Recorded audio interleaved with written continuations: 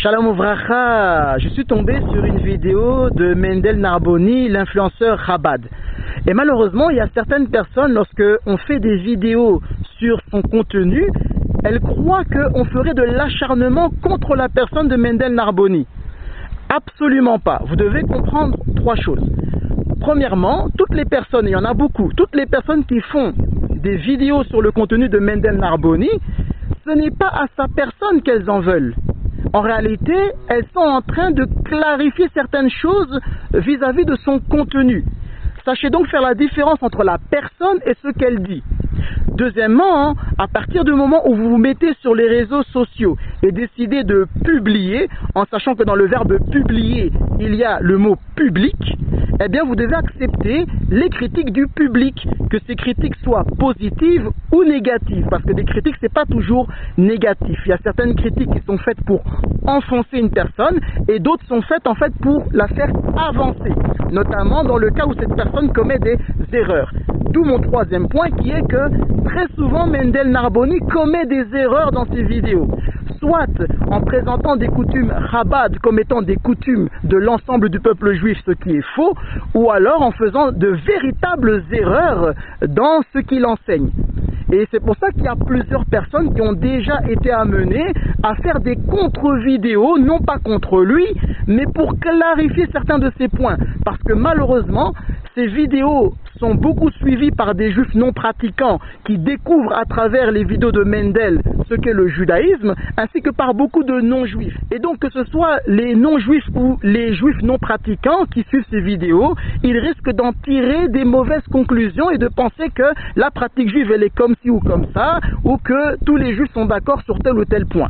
Alors que très souvent c'est loin d'être le cas. D'où le fait que beaucoup de gens font des contre-vidéos, pas contre lui, mais pour donc clarifier ses propos. Et il se trouve que la vidéo que je vais faire aujourd'hui, ce n'est pas pour l'attaquer, ni même pour dire qu'il a commis une erreur, mais pour clarifier quelque chose, pour que vous ayez des informations complètes vis-à-vis de ce qu'il a dit. Et donc, la vidéo qu'il a faite concerne la beracha à faire avant de manger un hamburger. Je vous laisse voir et je vous retrouve tout de suite après. Ça, c'est le seul McDo cachère au monde. Et du coup, aujourd'hui, je mange McDo pour la première fois de ma vie. Vu que chez les juifs, on mélange pas le lait et la viande. Et du coup, ça, c'est le côté lait du McDo. Et puis ça, c'est le côté viande. Ça, c'est la certification du rabbin comme quoi il est bien cachère.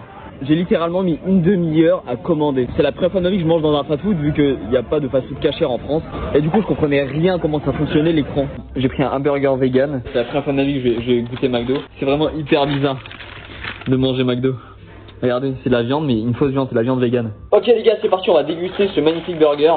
C'est la première fois de ma vie que je mange un McDo. C'est ouf, c'est hyper bizarre, genre. Je vois tout le temps les gens manger McDo et tout. Et là, pouvoir manger, ça fait vraiment hyper bizarre. J'ai l'impression de manger un truc pas cachère. C'est incroyable. Alors, non, la beracha à faire avant de manger un hamburger n'est pas mésonof. En réalité, ça va dépendre de deux choses. Premièrement, si vous ne mangez que le burger en lui-même, que ce soit un burger végétal ou un burger à base de vraie viande, alors à ce moment-ci, si c'est juste le burger sans le pain, il faudra faire la beracha de Sheakol avant consommation et la beracha de Boré Nefashot après consommation. En revanche, si vous mangez le burger avec le pain, vous devez savoir que à ce moment-ci, le burger il a le statut de pain. Et donc de ce fait, il faudra faire Netilat Yavayim et la beracha de Hamotzi avant de manger l'hamburger. Et après consommation de l'hamburger, il faudra faire la birchas Hamazon. Alors, certaines personnes pourraient dire, oui, mais peut-être que le pain qui a été utilisé pour faire son burger était un pain donc mésonof, donc par conséquent, il a fait la beracha de mésonof avant de consommer le burger. Alors justement, peut-être que c'est le cas, mais ce que je voulais juste vous préciser, c'est que dans l'écrasante majorité des cas, le pain du burger n'est pas mésonof. Le pain du burger, c'est hamotzi. Donc peut-être que dans son cas, c'était un pain mésonof, donc il a fait mésonof. Mais moi, ce que je voulais donc vous faire bien comprendre, c'est de ne pas tirer la conclusion automatique en regardant sa vidéo que la beracha avant de manger un burger est la beracha de mésonof. Parce qu'en réalité, dans la majorité des cas, il faut faire Netilat Yavayim et Amotzi avant de manger un burger et la Birchas Hamazon après consommation du burger. Donc voilà, en espérant que ça ne sera pas mal pris, et je le répète encore une fois, puisqu'il y a les gens qui sont vraiment très sensibles. Aujourd'hui, on ne peut plus rien dire, sinon on croit qu'on attaque tout le monde et qu'on croit qu'il n'y a que nous qui avons la vérité, qu'on a la science infuse. Non, il ne s'agit pas de ça. C'était juste pour clarifier donc ce point-là dans les propos de Mendel, pour pas que vous en arriviez à une mauvaise conclusion. Et d'ailleurs, sachez que dans de nombreuses vidéos, il commet des erreurs sur les berachot à réciter avant de manger. J'ai déjà vu par exemple des vidéos du Rav Raphaël sur TikTok qui le reprend sur certaines erreurs de berachot qu'il a commises dans ses vidéos. Et pourtant, les berachot, c'est central dans la vie du juif, puisqu'on est censé faire 100 berachot chaque jour. Donc, autant les réciter correctement et de faire les bonnes berachot et ne pas commettre des erreurs.